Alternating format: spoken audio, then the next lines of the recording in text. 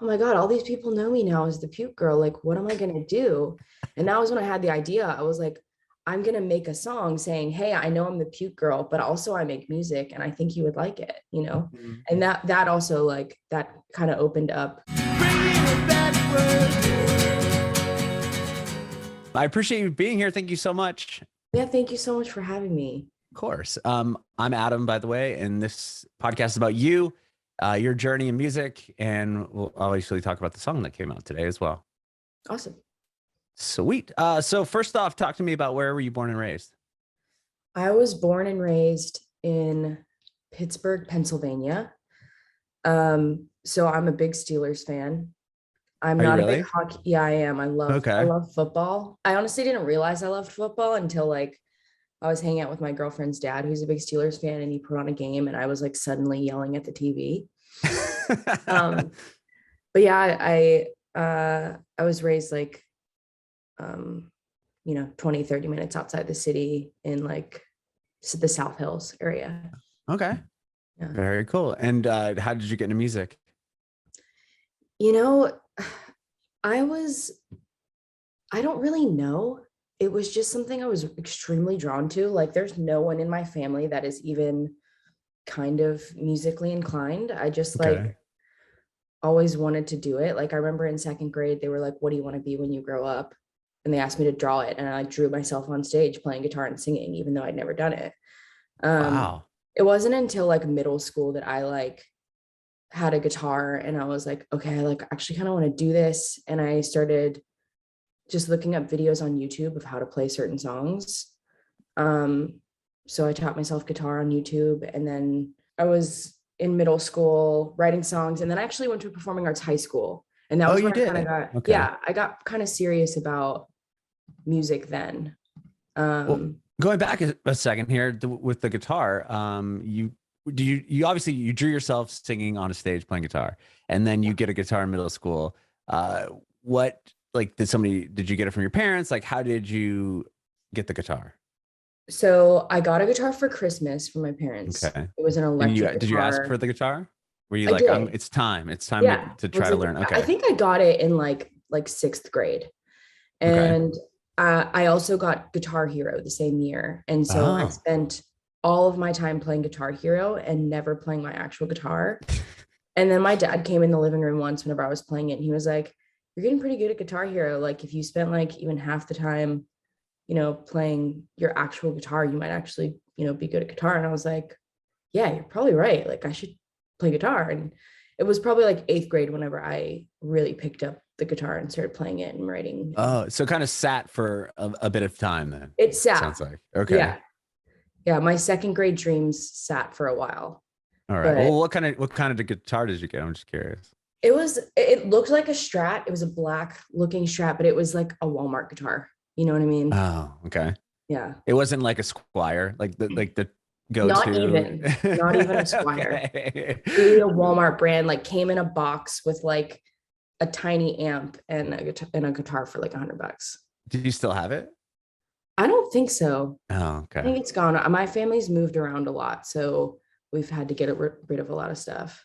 Okay. So you ended up really taking it seriously in eighth grade, you said? Yeah, eighth grade, I was like writing songs all the time, staying up super late. And my dad was like, well, you should pursue this. Let's find a school for you to go to. And I auditioned for this performing arts school that was like 2.5 hours away from my house. Wow. Um, and I got in and I just was like, okay, well, this is what I'm going to do. And I would wake up at like 5 a.m. every day to ride the bus to school. And then I would get home at like 6 or 7 and I would like do my homework on the bus or like play guitar on the bus. And then I'd come home and stay up and play guitar and write songs. So it was like, I was just obsessed. I was just truly obsessed with making music. Wow. That's amazing that you have such a supportive, household. Your dad's like, yeah, we should put you in a performing arts school. Yeah, it's two Yeah. hours plus away. Go ahead. Yeah. Wow. Opportunity is my father's love language. So Okay. he like, he pushed me maybe a little too hard in some things, but like he pushed me a lot to do the things that I was good at. That's incredible though. Yeah. when it comes to the bus, was it like the city bus you had to take, like straight up public No, transportation, it or they was had a bus that went there? right. It was a charter school. And so they had school buses, but they would only come so close. So, like, my mom would have to wake up with me and drive me 30 minutes to even get to the bus stop. And then I would be on the bus for another like hour and a half to 2 hours. So it was like, Wow. it was a commitment. My family That was is a committed commitment. to making me good at music. That's amazing. And you did that through all of high school, all 4 years of there? All 4 years of high school. And Wow. then I graduated, and I got a scholarship to go to Berkeley in Okay. Boston Wow. and went there for 4 years. Um, I studied songwriting and contemporary writing and production, which is Hmm. like basically just, writing for big band, writing for strings, writing for commercials. It was just like a ton of writing. I just wrote and wrote and wrote. Hmm. When So it came, well, real quick on the high school that you went to, you said you had to audition to get into school. What was the audition process like to get just into that high school? I'm pretty sure I just like, there was like three teachers in there that I ended up studying with for 4 years. And they were just, they let me play a song. I think I just played one of my original songs. Hmm.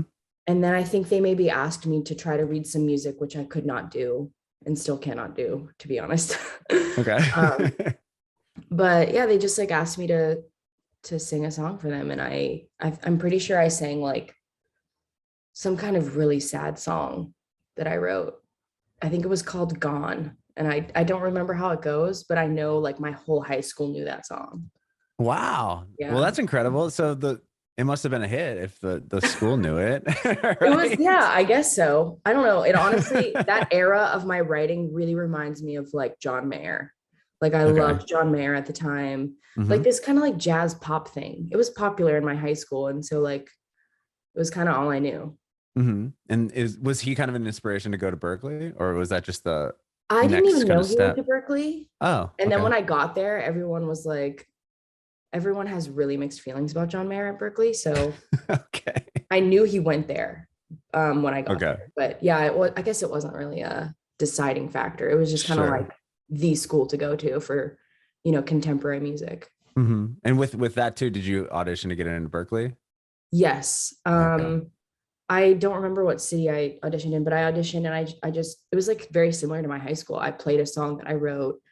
And then they asked me to sight read music, which I was a little bit better at, but I Okay. was not fluent. All right. Well, when you're writing songs in high school, I mean, you started writing songs in eighth grade, but when you get into this school, are you studying songwriting at the high school, or was it just kind of a mix of everything? It was, there wasn't really songwriting classes. It was more like, I spent like over half the day doing music. So I was in like a jazz class. I had a choir class, if not two. I had a Hmm. voice lesson. Um, and then I had like theory classes and music history classes. And then honestly, I kind of just did songwriting whenever I could. Like I just kind of Okay. did that by myself. They didn't have classes on that. I hope they do Hmm. now. I would love to go back and find out. But yeah. So with the songs that you're writing when you're in school, were you sharing those with people? I mean, obviously the school knew the Gone song, but like Yeah. everything else from that, were you sharing them? Were you putting them up online? Like how were people hearing the music This you're is this creating? is like a huge secret that I haven't told many people. I like recorded a whole album and put it out when I was in high school. I have since taken it off the internet because it is extremely embarrassing for me to listen to, Okay. but it exists. It was Wow. called it was called LOVE, like literally L.O.V.E. Was it an acronym or just love with periods No, in it was between just each other? love. I had a song that Okay. I spelled out the word love in. And so Oh, it was yeah, the title track. You got yeah, it. it was this crazy thing. Oh, that's cool though. Were you doing like any sort of YouTube stuff? Because I mean, your TikTok and your online presence is hilarious. And I was Thank just you. tinkering around your website, which is also like one of the coolest websites I've ever seen. And I was playing your cheeseball Pac-Man game and, and all the little things that you have on your website. Thank you. Oh my God, you did a deep dive. That's Oh, it was so amazing. just going to the website. I was like, whoa, I remember these Mac computers that were totally clear, like Oh, monitors. And right. the fact that you created your whole website on it is Yeah. brilliant. And I mean, just like I'm 50 grand in debt or something, like click here for feet pics. Like I was dying. Oh, Like thank you're you so very, much. very Yeah, it's funny. it's it's all about the details. Really, for sure. Oh yeah. Wait, what was the initial question? Oh, I don't know if I had one. I think, oh, were you doing online stuff when you were in Right. high So school? I had a friend, his name was Chris. He was like doing really amazing YouTube videos at the time. He was a songwriter. And he just saw me play once and he was like, let's make videos for you. And it was so nice. We started making some videos and it was like long form YouTube videos, like covers and stuff. Hmm. But I didn't feel like I actually knew what I wanted to do creatively, like visually, until Hmm. this project, until Corook. Like, I think that everything before this, I've kind of been like, well, I know the formula of songwriting and I know the formula of like what a video should look like. But I don't think it was until this project that I feel like I'm visually and musically like inserting my own personality and my own experience into my project. Okay. And you're doing a great job. I mean, the video where, so actually, I'm curious because this will kind of lead me up to the next question. With this current project, like after you had graduated at Berkeley, were you still pursuing just songwriting? Like what was the next step there from So finishing up at Berkeley? when I was in Berkeley, I was in a band called Okay. Lux, Luhx, period. It was a Period. it was like this alternative like pop band and I made it with my friends and it was a blast. And it wasn't until I graduated and was like a year out of college where I was like, I kind of think there's something else for me. And so I made the decision to leave that group. And I spent like the next 2 years probably like just kind of wandering around music, being like, I want to do it so bad and I just don't know how to Hmm. pursue it. I think I was working at CVS. I was a cashier, I was a supervisor, and then I became a babysitter. Um, all the while like spending like weekends or anytime I like felt inspired to do music. But it has very much music very much requires a lot of passion from me and a lot of vision. And I just didn't have it for the first couple of years out of college. It just felt like it's really scary to get 2 art degrees and then graduate knowing that your art degrees can't get you your dream career, like Hmm. the knowledge that you gain from it, the creativity, the skills, the production, all of that is super valuable, but nobody exactly teaches you. Like you have to know yourself and like know what you want out of your career to get it. Right. Like It's an we're interesting given, path. Yeah, yeah, because we're it's given these subjective, right? tools. Yeah, exactly. We're given these tools and um but it requires a lot more just like self-knowing Hmm. than most other careers. Was there like something that clicked within after those 2 year period that you were like, okay, Yeah. I'm ready to be creative again? Yeah, so I'd written a few songs and some of them felt really good and some of them felt okay. And then I went home to Pittsburgh and one of my good friends from high school, his name's Steven. He goes by the name Nabes now, Nabes. Um, Oh, okay. do you know That him? sounds from, yeah, yeah, I He's do, I think. amazing. He's super talented. He's like one of my best friends. But I went home and he was there and we were like, let's make some music. And I had this song called Feet Stuff. I had like half of it done. And yeah, it's a good title. I had like half of it done and I was like, yo, like I don't really know how to finish this. Can we try to do this? It was also my first time like I felt like truly co-writing, truly collaborating on something, on an idea. Hmm. And we had just a blast writing it. It came out like nothing I'd ever written before. There was a lot of humor in it. There was a lot of like kind of ADD attention, like, wait, what is she talking about? Rolling on sentences. And it felt like I'd found my lyrical voice. Okay. for the first time. And that was like whenever it clicked and I was like, okay, I have a project here. I might not have all the songs for it, but I have the idea and the creative vision for it now. Mm-hmm. And from there, did you just start putting up online, or like what was kind So of the next thing that I brought you to continued the next writing. level? Okay. Yeah, I continued writing. I moved to Nashville. Um, Really? and Are you still living in Nashville? I I'm in do, Nashville. yeah. Oh, I live in wow. Nashville. I live in East Nashville by Very Moss cool. Tacos. If anybody knows what Moss Tacos is, it's a good They spot. will now. Yeah, they will know. Um, but yeah, I moved to Nashville. I continued writing. I started producing. I Okay. started producing the tracks because I was like, honestly, my friend Steven, super talented and super busy. And I was like, I can't continue to ask him to do this work for free.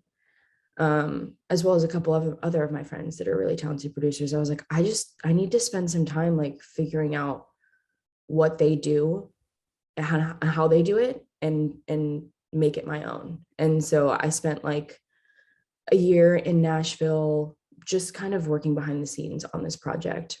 Hmm. And then I decided to release Feet Stuff, like specifically that song. Um, and that was kind of when everything unfolded. Like it's not even like that song did crazy well. It didn't get playlisted at all. I Hmm. don't even, it maybe hit 1,000, listens on Spotify, but the right people heard it and believed in me. Hmm. And yeah.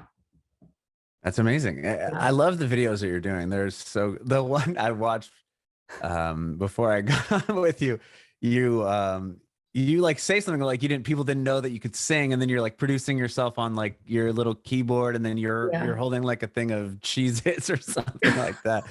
I Like, love that one. That was yeah. what, honestly, that was whenever I was like, so I spent like the last couple months before this tour that I'm on.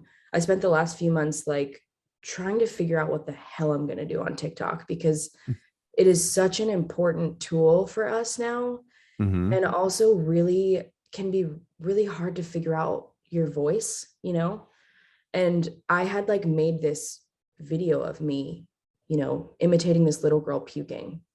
Like how you have the video playing and you're like also imitating it. Oh, sure, sure. Okay. So I posted one of those and it went like viral, like 1.6 million views or some shit. And I'm like, Hmm. oh my God, all these people know me now as the puke girl. Like, what am I gonna do? And that was when I had the idea. I was like, I'm gonna make a song saying, hey, I know I'm the puke girl, but also I make music and I think you would like it. Hmm. And that also like that kind of opened up what I now do on TikTok, which is like kind of making my own little music videos. Like, Yeah, and they're so creative and they're so thank funny. you. Like that, yeah, just like the whole that whole video, like every piece of it is it's it's TikTok like perfectly done, I think. Like I'm Thank not you. very good at it whatsoever. But I've seen the ones that are really good and just like how quick it is and you're moving and you're turning and the cuts and just like the creativity of it. Like I was laughing so hard. And then I went to your website. I'm like, okay, she is so funny. Thank you. Thank you so much. Yeah. And I know you're on tour now. Don't you play tonight? Yeah, I'm in Portland, Oregon right You're in now. Portland, Oregon. You're opening up for K-Fly? Yeah, I am. Wow. Is this your first tour you've ever done, or did you tour with that other band you were in? We maybe did a little tour, but it definitely was not to this caliber. And Okay. yeah, this has been my first time on tour as Corook. It's my first time playing shows as Corook. Wow. A lot of firsts. It's a big tour. Like it's a long. We have Yeah. truly earned our stripes during this tour. It is not Yeah. easy. And you're playing to big audiences. I mean, K-Flight plays to big crowds. She's Yeah, yeah. it's funny. I really like to curate everything I do, and I curated this set, and I wrote a song for the opening of my show. Oh, And there's a line in it where I say, I'm just really grateful that you all showed up because a lot of people didn't get here early enough. And I'm like, I wrote that, and then I started playing the shows, and these shows are freaking packed. like yeah. like there is no shortage of people there. So it's like like I almost feel bad singing it, you know, because I'm like, well, now I feel ungrateful because this room is freaking packed. But at the same time, like I think that people end up feeling kind of special for hearing it, you know? Yeah. And they probably get where you're going with it, Right. obviously, right? I mean, Yeah. if you looked at a lineup and you're going for K-Flay, then Right. people usually go, oh, what shoe might be going on around 9, so I'm going to get there at 8:50, or that's Right. just, the nature of most people when Right. it comes to shows. So that's cool that there's that many people, even people there that early. And is your Yeah. I would imagine, like, kind of explain your show to me, because is it quirky and funny, and are you doing these things in between songs, like, You I mean, know, just off your internet personality? yeah,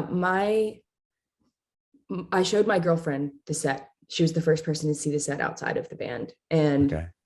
the first thing she said to me, she was like, I was speaking to a friend earlier and they asked me what your set would be like. And I said, eventually it would probably be half music and half comedy. And she said, but you're already doing it. It is already half music and half comedy. Like I have this little like vocal transformer thing where I can sound like a guy and it's like Oh, on a wow. stool. And so it kind of looks like a stand-up comedic like thing. Uh-huh. Um, but yeah, it's really, really fun. And I it's a lot of like connecting with the people that are in the audience, you know, talking, listening to them, saying things back, you know. I like to leave Mhm. a lot of space. Um, and obviously play a lot of songs too, but Cool. Very cool. And well, tell me about the new song you have coming out, IDK God. IDK God. Um, Or it's out. What am I saying? It's out yeah, it's today. out right now. It Yeah, came it out like literally this is. morning. Like this second is Yeah. out.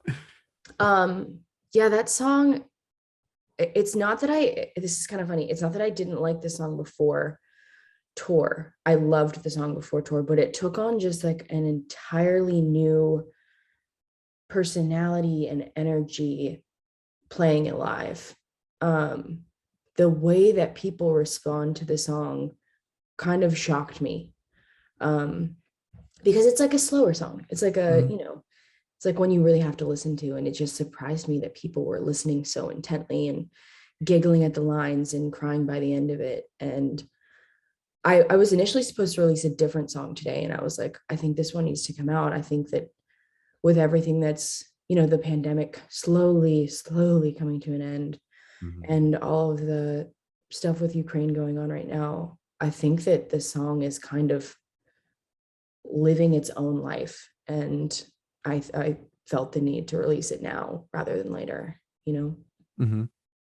Is it pretty cool being able to kind of, uh, just workshop, well, not workshop, I guess that's not the right word, but like play songs like IDK God before they're out, and kind of seeing the crowd's reaction to it, and Absolutely. and you're kind of playing to, I mean, how much of your set isn't released yet, I guess would be my question. Or Um, was that the only one? no, yeah, I guess that's the only one on the Okay. EP that isn't out yet. Okay. Um, I play Snakes. I don't know if you've heard that song on my Uh-uh. TikTok, but that's like the one that everybody's asking me to release on the internet right now. Okay. Um, and then I play that opening act song, which I actually never intend on releasing that. I kind of want to keep it like a secret for anybody that comes to my show. That's cool. But yeah, it's been really cool. Specifically, I don't know, God has just been shocking and really special every night.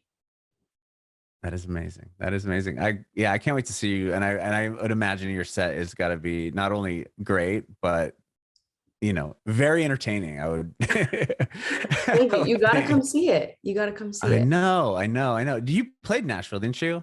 And I I missed did. it. I know. I did see that. You're back.